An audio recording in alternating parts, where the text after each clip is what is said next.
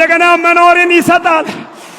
እንደገና ይባርከናል። እንደገና ያከብረናል። እንደገና ያገነናል።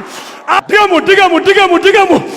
ሞገስ ያገኘውበት ክብር ያገኘውበት በጣም ስሙኝ በማስተዋል በትዳርም ላይ ትዳር ያገኘሽበት ስራ መስሪያ ቤትም ስፍራ ቦታ ያገኘህበት እግዚአብሔር ቤት ውስጥም ለበረከት የሆንክበት ያ ልብ አይነካ።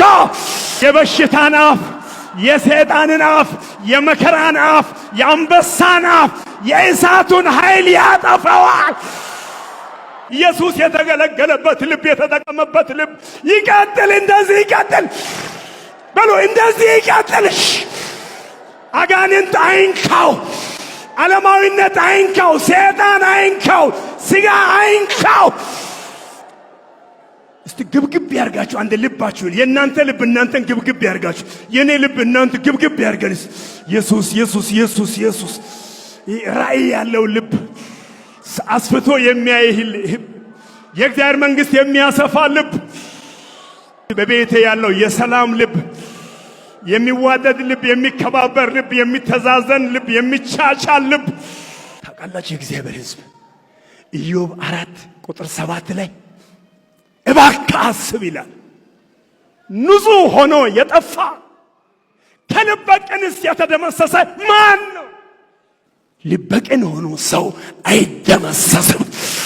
ንጉሡን ሳር ያበለዋል።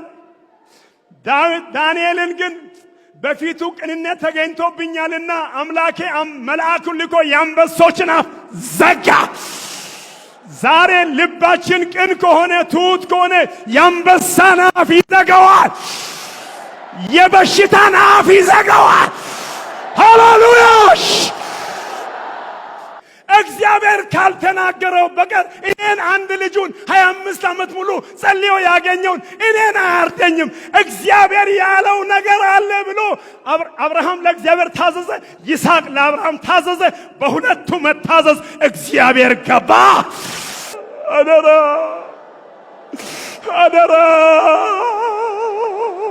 አምላኬ፣ አደራ